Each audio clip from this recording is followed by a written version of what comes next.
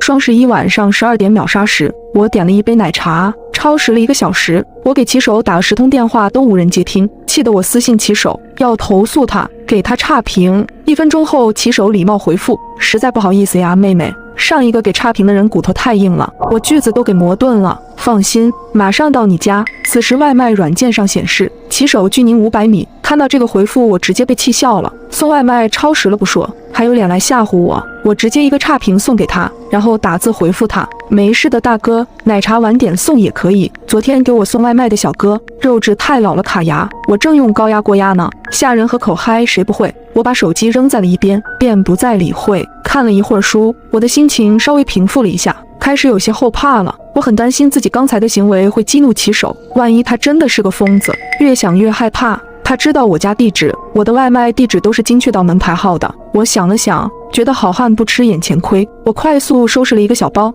蹑手蹑脚地打开了门，去了对面的603。这间房是我准备毕业后用来干直播的，比较清静，户型小。我没有告诉过任何人。过道里漆黑一片，我放轻了步子，竭力控制自己不惊动过道的声控灯。突然5楼有人咳嗽了1、2声，接着是重重的脚步声，有人上来了，我的心狂跳起来。我赶忙跑到了603，关上了门。是那个骑手来了吗？我悄悄地转过了身子，把眼睛贴在了猫眼上。一个穿着明黄色衣服的小伙提着一杯奶茶，他神色如常，没有丝毫愤怒的样子。他看了眼楼道的号码过后，就急匆匆地上楼了。我松了口气，原来不是给我送奶茶的骑手呀，真是自己吓自己。我擦了擦额头的汗，准备在沙发上将就一晚，明天再想办法。手机铃声突然响了起来，这突兀的一声响，在黑夜显得格外可怕。我被吓得一个机灵，连忙把电话挂断了。是住在我楼上的学姐，比我大2届，她人很好，平时对我也很照顾。我刚想给她回个消息，告诉她自己已经睡了，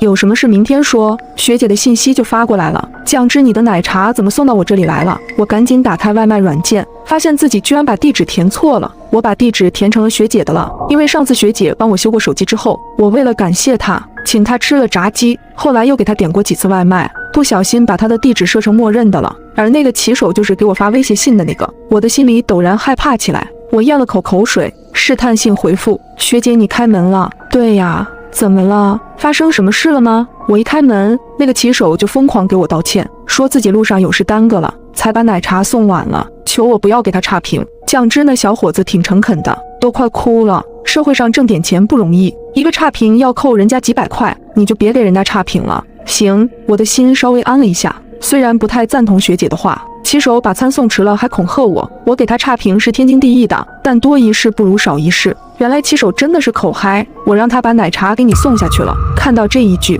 我的瞳孔猛地放大。虽然确定了骑手是口嗨，但他说过的那些话总让我有些膈应。现在又这么晚了，我还是有点害怕。我刚想说不用了，把奶茶送给骑手了，门外就传来了震天响的敲门声。我把耳朵紧紧贴在了门上，是对面的门。我突然想起我表妹还在屋里睡觉，她今天来我这里玩，我居然把她给忘了。我连忙打字想提醒她不要开门，门就被砰的一声打开了。敲什么敲？大晚上的还让不让人睡了？表妹的嗓门很大，中气十足。对不起，真的对不起，我是来送外卖的，超时了这么久，真的太不好意思了。什么外卖？酱女士的奶茶。我姐的，算了，丢我就行了，你往里面看什么看？别把地给我踩脏了。我心下一惊，表妹说话向来是口无遮拦的，我很讨厌她，但也担心她把这个脑子不太正常的骑手给惹怒了。要是她出了什么问题，我是要承担责任的。我直起了身子，从猫眼往外看，骑手背对着我，昏黄的灯光下，他的衣服脏兮兮的，有几块橙黄色的污渍，看着挺像血的。我刚要仔细看，骑手猛地扭过了头，猫眼里他的脸扭曲变形起来，连嘴角的弧度都诡异了几分，像是能隔着门直接看到门内的我。我被吓得差点惊叫出声，我赶紧捂住了自己的嘴，瘫坐在了门前。门外很久都没有说话声传来了，该不会表妹真的遇害了吧？我强迫自己镇定下来。送到了你就走吧。表妹的声音再次传来，砰的一声，门被用力地关上了。楼梯间又归于宁静，再次看向猫眼时，只能看到一片漆黑。那个骑手走了吗？我的心还是没有完全放下。表妹的消息弹出来了，姐你到哪里去了？是不是一个人偷偷出去玩了？居然不带我，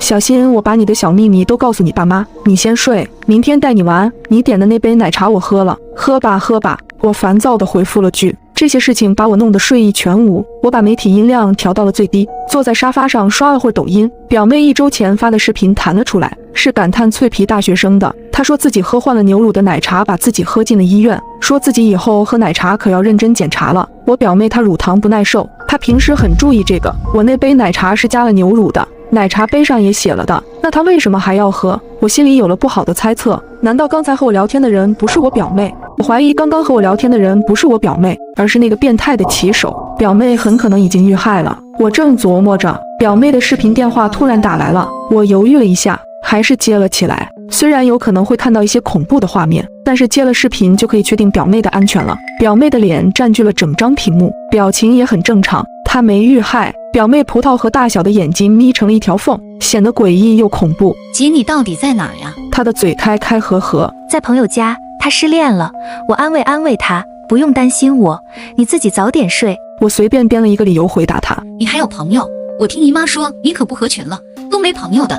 你寝室有个女生特别不喜欢你，还让你吃臭抹布，哈哈，你到底吃了没有？我面无表情地看着他，表妹这才换了个话题。那我今晚要一个人睡了吗？那可不行，我一个人害怕。表妹闹了起来，我皱起了眉，想着找个什么理由敷衍她才好。表妹的眼珠一转，直勾勾地盯着我身后。姐，你身后的那个草莓熊可真好看，能给我吗？什么草莓熊？